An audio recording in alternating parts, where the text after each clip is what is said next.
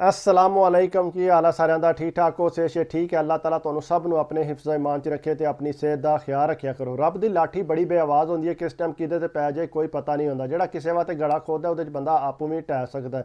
ਇਹ ਤੁਸੀਂ ਸੁਣਿਆ ਹੋਣਾ ਕਿ ਸਾਲੀ ਆਦੀ ਘਰ ਵਾਲੀ, ਲੇਕਿਨ ਸਾਲੀ ਪੂਰੀ ਘਰ ਵਾਲੀ ਬਣ ਜੇ ਤੇ ਉਹਦਾ ਇੰਜਾਮ ਕੀ ਹੁੰਦਾ। ਜਵਾਨ ਕਹਿੰਦਾ ਮੈਂ ਪਾਕਿਸਤਾਨ ਛੁੱਟੀ ਗਿਆ, ਘਰਦਿਆਂ ਮੇਰੀ ਮੰਗਣੀ ਕੀਤੀ ਸੀ। ਜਿਸ ਵੇਲੇ ਮੈਂ ਕੁੜੀ ਤੱਕੀ ਤਾਂ ਮੈਨੂੰ ਕੋਨਾ ਪਸੰਦ ਆਈ। ਉਹਦੀ ਨਿੱਕੀ ਭੈਣ ਜਿਹੜੀ ਆ ਸੋਹਣੀ ਸੀ।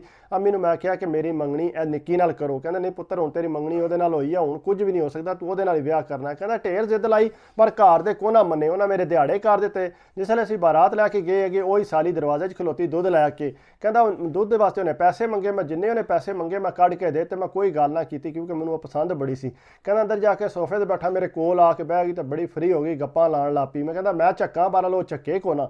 ਕਹਿੰਦਾ ਕੋਈ ਜਿਸ ਨਿਕਾਹ ਸ਼ਾਹ ਹੋ ਗਿਆ, ਜਿਸ ਵੇਲੇ ਬਾਰਾਤ ਲੈ ਕੇ ਵਾਪਸ ਆਵਣ ਲਿਆ ਤੇ ਨਾਲ ਉਹ ਵੀ ਟੁਰ ਪਈ। ਕਹਿੰਦੀ ਮੈਂ ਬਾਜੀ ਦੇ ਨਾਲ ਹੀ ਜਾਣਾ। ਕਹਿੰਦਾ ਵਾਪਸ ਨਾਲ ਹੀ ਆ ਗਈ ਤੇ ਆ ਕੇ ਰਾਤੀ ਸਾਡੇ ਕੋਲ ਬੜੀ ਦੇਰ ਕਮਰੇ 'ਚ ਬੈਠੀ ਰਹੀ, ਬਹਿ ਕੇ ਗੱਪਾਂ ਛੱਪਾਂ ਕੁੱਟਦੀ ਰਹੀ। ਕਹਿੰਦਾ ਮੈਂ ਹੱਥ ਬੰਨੇ, ਮੈਂ ਕਿਹਾ ਵਾਸਤੇ ਹੁਣ ਜਾ ਤੂੰ ਸਾਨੂੰ ਸੌਣ ਦੇ। ਕਹਿੰਦਾ ਉੱਠ ਕੇ ਆ ਗਈ। ਸੁਬਾਹ ਕਹਿੰਦਾ ਜਿਸ ਵੇਲੇ ਦੁਬਾਰਾ ਸਾਹਵਰੇ ਅਸੀਂ ਆਏ, ਨਾਲ ਹੀ ਸਾਡੇ ਆਈ ਤੇ ਬੜੀ ਫਰੀ ਮੇਰੇ ਨਾਲ ਗੱਪਾਂ ਲਾਏ। ਕਹਿੰਦਾ ਉਹਨਾਂ ਦੇ ਘਰ ਆਏ ਆ, ਉੱਥੇ ਵੀ ਮੇਰੇ ਨਾਲ ਬਵੇ। ਬਾਜ਼ਾਰ ਮੈਂ ਗਿਆ, ਨਾਲ ਲੈ ਕੇ ਗਿਆ, ਉਹਨੂੰ ਸੂਟ ਲੈ ਕੇ ਦਿੱਤਾ। ਕਹਿੰਦਾ ਤੱਕਦਿਆਂ ਤੱਕਦਿਆਂ ਮੈਂ ਵੀ ਬੜਾ ਉਹਦੇ ਨਾਲ ਫਰੀ ਹੋ ਗਿਆ। ਕਹਿੰਦਾ ਤੇ 3-4 ਮਹੀਨੇ ਮੈਂ ਰਿਹਾ, 3-4 ਮਹੀਨੇ 'ਚੋਂ ਲਗਾਤਾਰ ਸਾਡੇ ਘਰ ਹੀ ਤਕਰੀਬਨ ਰਹੀ ਹੈ। ਅੱਗੋਂ ਵਾਪਸ ਆ ਗਿਆ। ਵਾਪਸ ਪਿੱਛੋਂ ਅੱਲਾਹ ਤਾਲਾ ਨੇ ਉਮੀਦ ਲਾਈ ਤੇ ਜਿਸ ਵੇਲੇ ਉਹਦੀ ਜ਼ਰੂਰਤ ਆਈ ਤੇ ਉਹਦੀ ਭੈਣ ਨੇ ਉਹਨੂੰ ਬੁਲਾ ਲਿਆ, ਚਲਾ ਘਰ ਦੇ ਮੇਰੇ ਨਾਲ ਕੰਮ ਕਰਵਾ ਕੇ। ਕਹਿੰਦਾ ਘਰ ਕੰਮ ਸ਼ਮ ਕਰਵਾਉਣ ਲੱਗ ਪਈ। ਜਿਸ ਵੇਲੇ ਮੈਂ ਫੋਨ ਕਰਨਾ, ਫੋਨ ਲੈ ਕੇ ਉਹਨੇ ਭੈਣ ਕੋਲ ਖੋ ਕੇ ਸਿੱਧਾ ਕੋਠੇ 'ਤੇ ਚੜ੍ਹ ਜਾਣਾ, ਜਾ ਕੇ ਮੇਰੇ ਨਾਲ ਗੱਪਾਂ ਲਾਉਂਦਿਆਂ ਰਹਿਣਾ। ਮੈਂ ਕਿਹਾ ਦੇ ਜਾ ਕੇ ਆਪਣੀ ਭੈਣ ਨੂੰ। ਕਹਿੰਦਾ ਉਹਨੇ ਕੋਨਾ ਦੇਣਾ, ਆਪੂ ਹੀ ਗੱਪਾਂ ਲਾਉਂਦਿਆਂ ਰਹਿਣਾ ਮੇਰੇ ਨਾਲ। ਫਿਰ ਕਹਿੰਦਾ ਜਿਸ ਮੈਂ ਨਿੱਕੀ ਹੋਈ ਸੀ, ਮੈਂ ਛੁੱਟੀ ਗਿਆ ਪਿੱਛੇ ਤੇ ਉਹ ਵੀ ਆ ਗਈ। ਕਹਿੰਦੇ ਆਜ ਤਾਂ ਬੜੀਆਂ ਗੱਪਾਂ ਛੱਪਾਂ ਉਸੇ ਤਰ੍ਹਾਂ ਫਰੀ। ਕਹਿੰਦੇ ਮੈਨੂੰ ਬਾਹਰ ਖੜ ਕੇ ਨਾ ਤੇ ਮੈਨੂੰ ਆਂਦੀ ਆ ਤੁਸੀਂ ਮੇਰੇ ਨਾਲ ਨਿਕਾਹ ਕਰ ਲਓ। ਕਹਿੰਦਾ ਮੈਂ ਤੇ ਇਹਨਾਂ ਨਿਕਾਹ ਕਿਸ ਤਰ੍ਹਾਂ ਕਰ ਲਾਂ, ਜੇ ਤੇਰੀ ਭੈਣ ਨੂੰ ਪਤਾ ਲੱਗਾ ਤੇ ਫਿਰ ਜਾਂ ਸਾਡੇ ਘਰਦਿਆਂ ਨੂੰ ਪਤਾ ਲੱਗਾ। ਉਹਨੇ ਆਖਿਆ ਤੁਸੀਂ ਚੋਰੀ ਛੁਪੇ ਮੇਰੇ ਨਾਲ ਨਿਕਾਹ ਕਰੋ ਤੇ ਮੇਰੇ ਬਾਹਰ ਦੇ ਪੇਪਰ ਜਮ੍ਹਾਂ ਕਰਾਓ ਤੇ ਮੈਨੂੰ ਬਾਹਰ ਲੈ ਜਿਓ। ਉਹਨੇ ਆਖਿਆ ਇਹ ਵੀ ਗੱਲ ਤੇਰੀ ਠੀਕ ਹੈ। ਉਹਨੇ ਬਾਰ ਨਿਕਾਹ ਕਰ ਲਿਆ। ਜਿਸੇ ਨਿਕਾਹ ਕੀਤਾ ਤੇ ਜਨਾਬ ਨਿਕਾਹ ਕਰਕੇ ਤੇ ਅੱਗੋਂ ਪਾਸਪੋਰਟ ਸ਼ੂਟ ਉਹਦਾ ਬਣਾ ਕੇ ਤੇ ਸਾਰਾ ਕੁਝ ਨਾਲ ਲੈ ਗਿਆ। ਜਿਸੇ ਨਾਲ ਖੜੂ ਤੇ ਜਿਸ ਵੇਲੇ ਕਾਗਜ਼ ਨਿਕਲੇ ਤੇ ਜਿਹੜੀ ਵੱਡੀ ਭੈਣ ਹੈ ਨਾ ਤੇ ਉਹਦੇ ਕਾਗਜ਼ ਜਿਹੜੇ ਉਹ ਨਿਕਲੇ ਤੇ ਜਿਹੜੀ ਦੇ ਨਾਲ ਸਾਲੀ ਨਾਲ ਵਿਆਹ ਕੀਤੇ ਅਸੀਂ ਉਹਦੇ ਨਾਲ ਬਣਵਾਏ। ਸਾਲੀ ਨੂੰ ਪਤਾ ਲੱਗਾ, ਉਹਨੇ ਰੌਲਾ ਪਾ ਦਿੱਤਾ। ਉਹਨੇ ਆਪਣੇ ਘਰ ਵੀ ਦੱਸਿਆ, ਉਹਨਾਂ ਦੇ ਘਰ ਵੀ ਦੱਸਿਆ, ਇਹਨੇ ਤੇ ਮੇਰੇ ਨਾਲ ਨਿਕਾਹ ਕੀਤਾ, ਮੇਰਾ ਪਾਸਪੋਰਟ ਵੀ ਬਣਵਾਇਆ ਸੀ। ਕਹਿੰਦਾ ਮੈਂ ਤੈਨੂੰ ਚੋਰੀ ਛੁਪੇ ਬਾਹਰ ਲੈ ਜਾਵਾਂਗਾ। ਉਹਨੇ ਆਖਿਆ ਗੱਲ ਸੁਣ ਮੇਰੀ ਕਿ ਮੇਰੇ ਨਾਲ ਤੂੰ ਜ਼ਿੱਦ ਕੀਤੀ ਸੀ ਕਿ ਮੇਰੇ ਨਾਲ ਨਿਕਾਹ ਕਰੋ, ਮੈਂ ਨਹੀਂ ਸੀ ਜ਼ਿੱਦ ਕੀਤੀ। ਇਸ ਵਾਸਤੇ ਮੈਂ ਤੇ ਖੜਨਾ ਸੀ ਆਪਣੀ ਪਹਿਲੀ ਬੀਵੀ ਨੂੰ, ਤੈਨੂੰ ਕਿਉਂ ਖੜਨਾ ਮੈਂ, ਤੂੰ ਤੇਰੇ ਨਾਲ ਮੈਂ ਨਿਕਾਹ ਕਰ ਲਿਆ।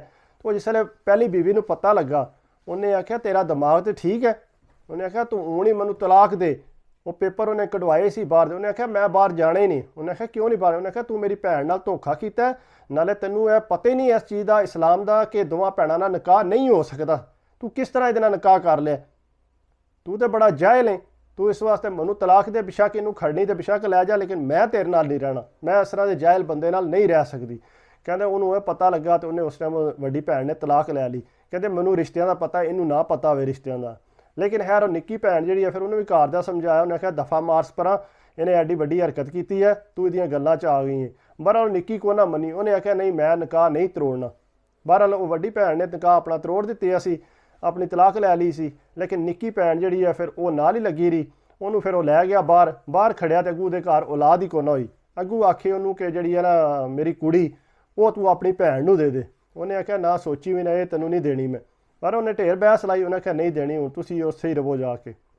ਬਹਰਹਾਲ ਇਹ ਹੁੰਦਾ ਹੈ ਕਿ ਬੰਦਿਆਂ ਨੂੰ ਪਤਾ ਨਹੀਂ ਹੁੰਦਾ ਕਿ ਰਿਸ਼ਤਿਆਂ ਦਾ ਕੀ ਹੁੰਦਾ। ਦੋਵਾਂ ਭੈਣਾਂ ਦੀ ਇੱਕ ਹਾਵਦ ਨਾਲ ਸ਼ਾਦੀ ਨਹੀਂ ਹੋ ਸਕਦੀ, ਲੇਕਿਨ ਉਹਨੇ ਕਰ ਲਈ ਬਾਹਰੋਂ ਬਾਹਰ। ਨਾ ਉਹਨੂੰ ਹਾਵਦ ਨੂੰ ਪਤਾ, ਨਾ ਉਹ ਭੈਣ ਨੂੰ ਪਤਾ। ਵੱਡੀ ਭੈਣ ਨੂੰ ਸਾਰਾ ਪਤਾ ਸੀ ਜਿਹੜੀ ਉਹਨੇ ਉਹਦੇ ਕੋਲ ਤਲਾਕ ਲੈ ਲਈ। ਇਸ ਵਾਸਤੇ ਕੁਝ ਵੀ ਹੋਵੇ ਤੇ ਰਿਸ਼ਤੇ ਸੋਚ ਸਮਝ ਕੇ ਕਰਨੇ ਚਾਹੀਦੇ ਨੇ।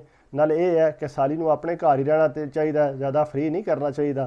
इंजाम ਇਹਦਾ ਤੁਹਾਨੂੰ ਪਤਾ कितना बुरा हो सकता है। अगर मेरी वीडियो अच्छी लगी हो तो प्लीज़ लाइक करा करो, कमेंट्स करा करो, सबसक्राइब करते हो तो दिल खुश होता है। बाकी दुआवां 'ਚ याद रखा करो तो अपनी सेहत का लाजमी ख्याल रखा करो। अल्लाह हाफिज़।